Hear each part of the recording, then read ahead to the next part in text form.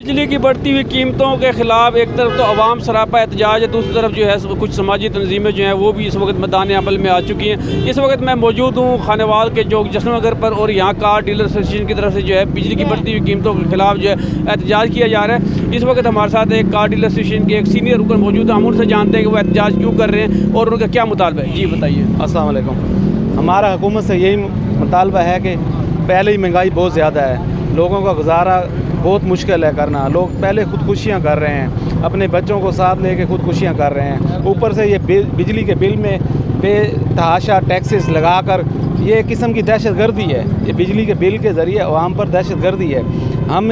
ہم یہ چاہتے ہیں کہ یہ جو ایکسٹرا ٹیکس لگائے گئے ہیں یا بجلی مہنگی کی گئی ہے، اس کو فوراً واپس لیا جائے اور عوام کو جینے کا حق دیا جائے۔ بہت شکریہ۔